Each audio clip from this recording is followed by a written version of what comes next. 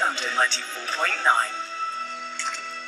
The time is 17 minutes past 6. Now, more people under the age of 40 die from a brain tumour than any other cancer, but it only gets 1% of the national spend on cancer research. Well, today the charity Brain Tumour Research hopes to change that as it presents a new report into the disease to a panel of MPs at Parliament. Well, Nicci Roscoe from Hampstead had a brain tumour removed, now lives with 6 pins in her skull, and she joins us now in the studio. Well, you can't see them, obviously. Your 6 pins in your in your skull. I know. I've actually got 3 plates and 6 screws, one of which is loose, and that's so true. Do you pee when you go through metal detectors at the airport? No, I don't. I really thought I would do, but it's titanium, so thank goodness it's fine. So you're like Wolverine. Okay. You're like Wolverine's girlfriend. So first of all, how did you find out you had a brain tumour? Well, I was shopping one day in Marks and Spencer's with my huge trolley full of shopping, and then all of a sudden I just literally, it was like a thunderbolt smashed me in the head, and the pain was excruciating and I could barely see, and I lost my speech. And how long did that last for? Well, I was in Marks and Spencer. The security guard was amazing. It was like I was in slow motion in some movie, and it must have been a good hour. And then, against their advice, I drove home. You pressed on. I did, and I wouldn't recommend that. No, of course not. But at the time, you thought, "Well, I feel a bit better now." That must have just been what a hell of a headache. Yeah. Well, my speech was still really slurred, and I really felt unwell. I still couldn't see brilliantly, and my head was pounding. And then I went to see the GP, and he told me I had a migraine. And he said, go home and rest, and he gave me loads of tablets. And were you worried you might have had a stroke or something with a slurred speech? He said that, you can get this with a migraine. So I had no idea. And 3 days later, taking migraine tablets, I went back to see a GP that knew me, and he knew my health and fitness background because I was a health and fitness presenter, and I did fitness all the time. And he said to me, this isn't right, and he introduced me. He immediately phoned a neurosurgeon, and I went and I had a brain scan. And had you any history of brain tumours in the family? We have got a history of brain tumour, but from my grandfather's sister.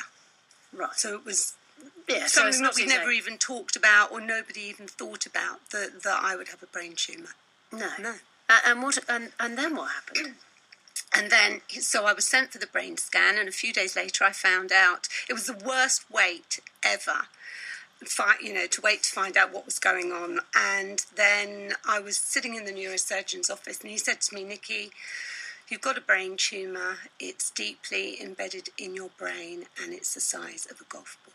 I don't even play golf. And whereabouts in the brain was it? Whereabouts was it, did he say?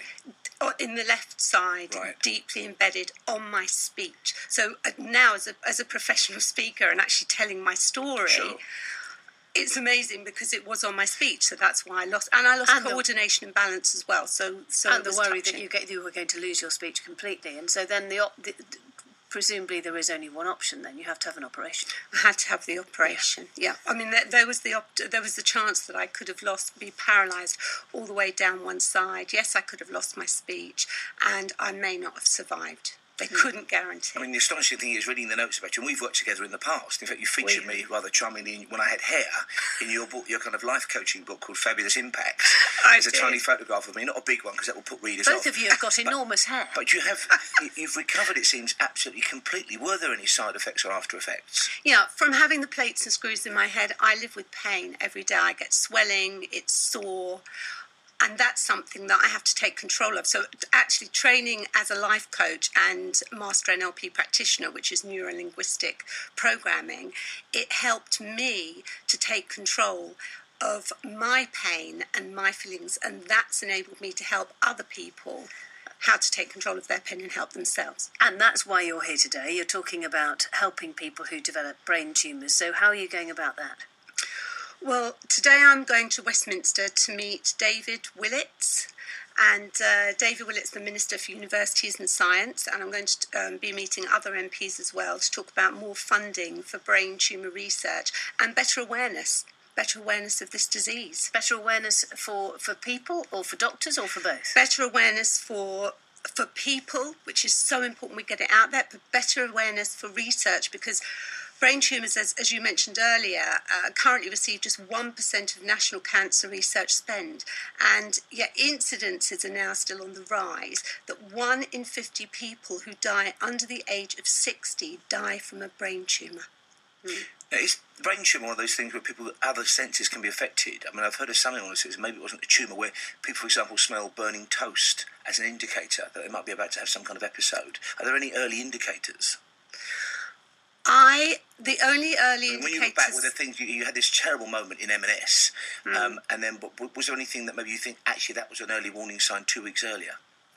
I didn't have any headaches, I didn't smell burning toast, but 5 years previously, my balance was slightly out. When I was speaking on radio, and actually when I was on the programme with you, Paul, my speech sometimes felt very strange inwardly, and when I was teaching fitness, I was told by the doctors that this was to do with stress. I was so stressed, I was overdoing it, and I wasn't overdoing it at all. My doctor realised that I knew that I was exceptionally fit. And you're kind of energetic and hyper, so it could have just been that as well, I suppose. Yeah, that's what everybody thought it was, and that's what I thought it was. I thought, so essentially we're back to that old thing about listening to your own body. You know what your body feels like, sounds like, you know how everything should be, and therefore the warning signs are there. But I suppose the problem is, until you get more research, then perhaps we won't know about all the various things that could go wrong. Well, it's before you go in and have before you have a major episode like you did. I mean, yes, because Penny, when I went to the doctors and said I didn't feel well and they said I was stressed. Ideally, anybody that doesn't feel good and that does know their own body or understand their own body, they should push for tests. They should push to find out, because I'm not a medical person, nor most of your listeners and yourselves. So we need to, as you said, understand our own bodies. Great to meet you. Great to see you again. In fact, Nicci Roscoe there, brain tumour survivor there, author of the book Fabulous Impact. If you want to find out more about Nicci's work in campaigning on behalf of people suffering with brain tumours, go to NicciRoscoe.com or follow her at Fabulous Impact on Twitter.